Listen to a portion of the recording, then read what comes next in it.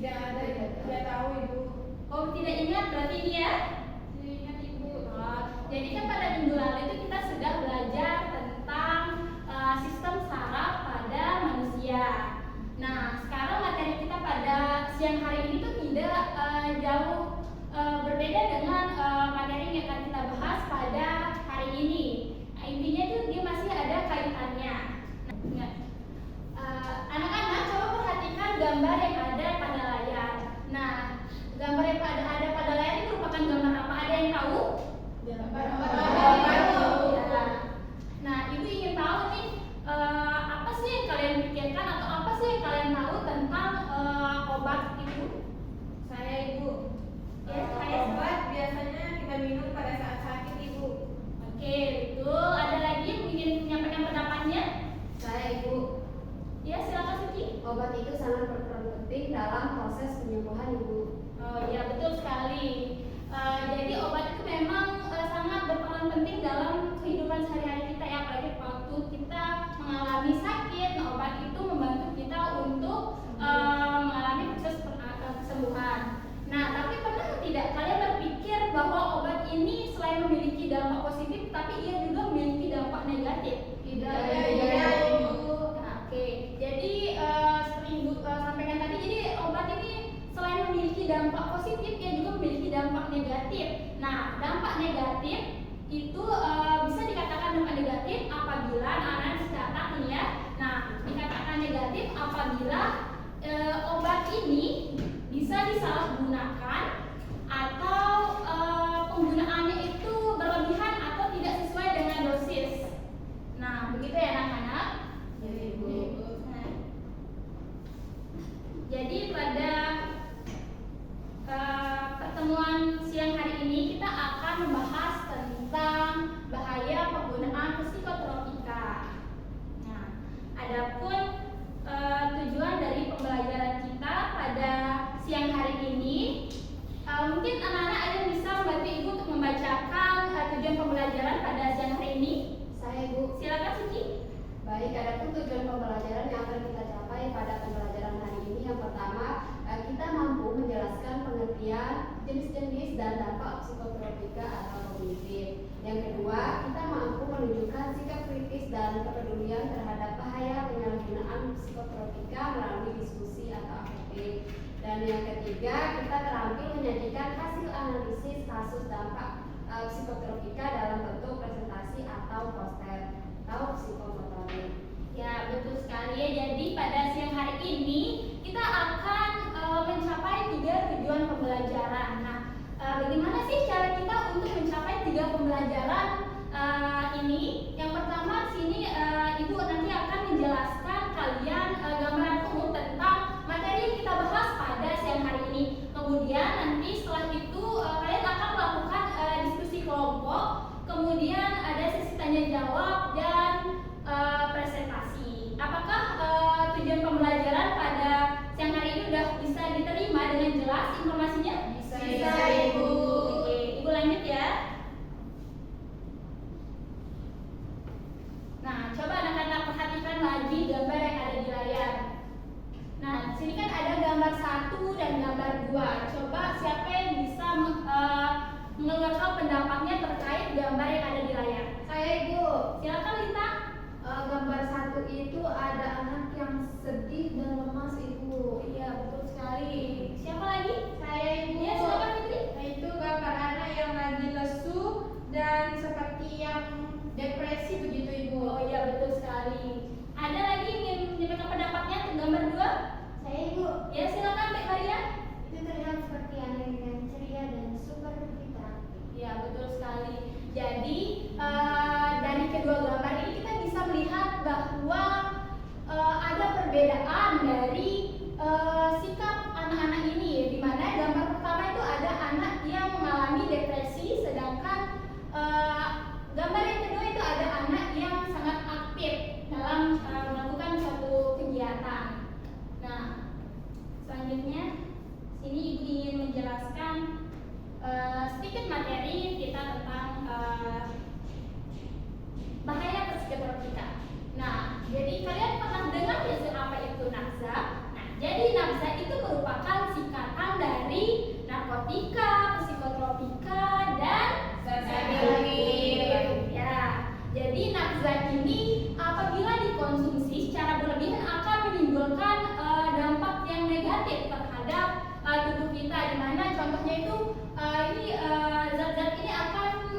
mengubah perasaan dan cara berpikir pada seseorang yang mengkonsumsinya. Nah, selanjutnya di sini ada pun golongan dari psikotropika. Yang pertama di sini ada golongan stimulan, kemudian ada golongan depresan, kemudian ada golongan halusinasi atau halusinogen. Nah, selanjutnya di sini ada pun dampak dari penggunaan psikotropika. Yang pertama di sini sudah pastinya ada efek kecanduan. Ada yang tahu apa itu efek kecanduan? Atau gimana sih contohnya efek kecanduan itu dalam kehidupan sehari-hari? Kayak kecanduan merokok, Ibu. Ya, betul sekali. Nah, jadi salah satu contohnya kecanduan merokok itu merupakan suatu kebiasaan yang sangat susah untuk kita hilangkan kebiasaan itu, tapi bisa juga kita berusaha untuk menghilangkannya dengan melakukan kehidupan yang sehat, misalnya seperti berolahraga, mengkonsumsi makanan yang sehat dan sebagainya. Kemudian ada pun dampak yang kedua di sini, yaitu ada pada gangguan fungsi tubuh. Nah, seperti yang diketahui bahwa apabila zat-zat asing itu masuk ke dalam tubuh kita, maka itu akan dapat mengganggu aktivitas aktivitas dari organ-organ tubuh kita itu. Jadi dia itu tidak melakukan tugasnya seperti apa yang seharusnya dia lakukan. Misalnya gangguan yang kerap sekali terjadi misalnya pada gangguan pernapasan gitu, kemudian gangguan pada sistem hati, kemudian ada pun kanker gitu ya anak-anak. Kemudian nih yang ketiga nih yang paling yang paling harus sangat diperhatikan menurut Ibu, karena selain dapat melukai diri sendiri ya dalam penggunaan psikotropika ini, tapi juga dia itu dapat membahayakan lingkungan sekitar kita. Dimana kan kita itu merupakan makhluk sosial, dimana makhluk sosial itu berarti kita tuh berinteraksi dengan makhluk hidup yang lainnya. Nah, jadi di dalam masyarakat mungkin nanti akan dapat menimbulkan beberapa kriminalitas ataupun dapat meningkatkan beberapa penyakit menular, misalnya seperti HIV. Kemudian juga untuk dirinya sendiri, di sini dia tuh bisa mengalami merasa dikucilkan di lingkungannya. Jadi dia tuh sungkan untuk keluar dari rumah, tidak punya teman, dan gitu anak-anak. Oke. Nah, selanjutnya kita sekarang akan melakukan diskusi kelompok. Nah, tapi sebelum itu apakah ada anak-anak yang ingin bertanya? Saya Bu, Ya, silakan Ananda. apakah ada perbedaan gejala yang ditimbulkan antara golongan depresi dan halusinasi Bu? Ya, pertanyaan sangat bagus sekali ya. Jadi pastinya ada perbedaannya, akan tetapi nanti setelah kalian berdiskusi, kalian akan menemukan sendiri apa sih perbedaan-perbedaannya itu. Nah, jadi untuk itu sekarang Ibu akan membagikan kalian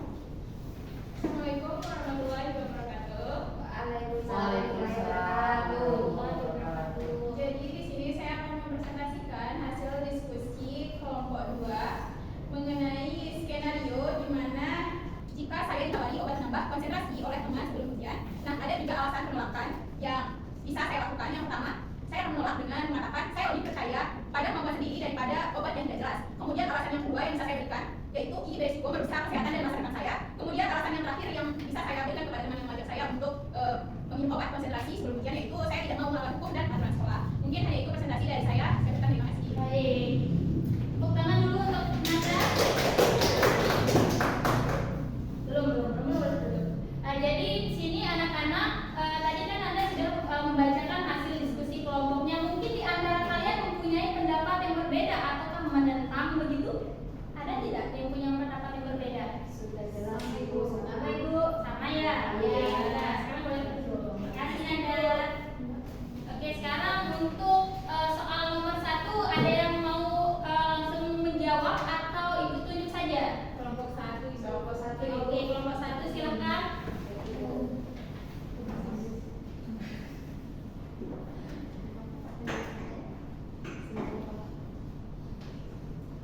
Baik, di sini saya Suryati ingin melakukan presentasi hasil diskusi kami. Adi adalah siswa yang berprestasi. Nah, baik menggunakan obat penggunaan apa reseptor untuk mengatasi stres ujian. Nah, ini yang sulit berkonsentrasi dan sering sakit kepala. Nah, pertanyaannya, termasuk golongan zat apa yang digunakan Adi? Nah, jadi Adi itu mengonsumsi obat penenang termasuk golongan depresan karena bekerja dengan mereka sangat besar. Nah, setelah konsumsi obat dan menyebabkan efek relaksasi atau kantuk. Nah, yang kedua itu ada pun dampak yang dialami oleh Adi sendiri. Yang pertama fisiknya di bagian kepala, itu dia sering merasa sakit kepala, terus lemas, terus gangguan pada waktu tidur, terus penurunan berat badannya. Terus untuk psikologisnya, dia itu sulit konsentrasi, mengalami kecemasan yang berlebihan dan sering berketergantungan gitu. Terus yang ketiga itu di bagian sosial, dan dia itu menjauh dari teman-temannya karena terus juga penurunan di prestasi akademiknya. Terus ada pun solusi yang harus terus ada pun solusi untuk membantu Adi itu sendiri. Yang pertama, ajak Adi bicara dari hati ke hati tentang dampak dari obat yang dikonsumsinya. Yang kedua, bantu Adi mencari alternatif sehat untuk mengatasi stres seperti olahraga atau meditasi. Mungkin itu dari satu.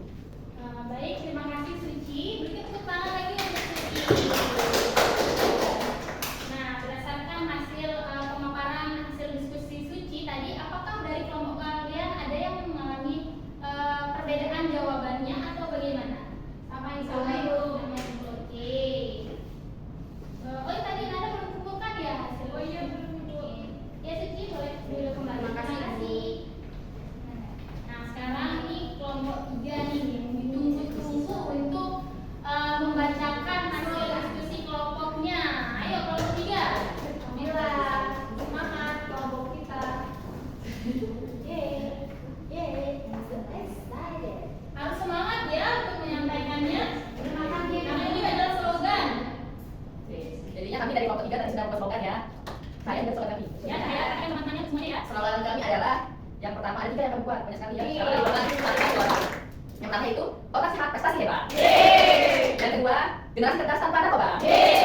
Dan yang terakhir ini pakai bahasa Inggris ya. Sangat kreatif sekali ya. Iya, kalau kami sangat kreatif. Yang ketiga yaitu say no to drugs, yes to bright future. Kita coba sama-sama satu slogannya. Ayo silakan. Yang otak sehat prestasi hebat. Ayo. Harus ada gerakannya juga dong. Oh, iya. Kelihatan teman-teman. Oh, ya, otak sehat prestasi hebat. Oke. Kalau saya bilang apa ya? Bukan apa-apanya. Anak muda Indonesia gitu ya. Otak sehat sama juga bilang otak sehat prestasi hebat. Oke, siap? Ya. Anak muda Indonesia, otak sehat prestasi hebat. Sudah Ibu. Sangat luar biasa sekali ya. Jadi Nabila, terima kasih telah menyampaikan hasil diskusi kelompoknya dan untuk semuanya terima kasih telah berpartisipasi dalam diskusi kelompok ini. Oke Nabila, silakan saya kembali dulu ke tempatnya. Terima kasih Ibu. Nah, berdasarkan hasil diskusi tadi, apakah ada materi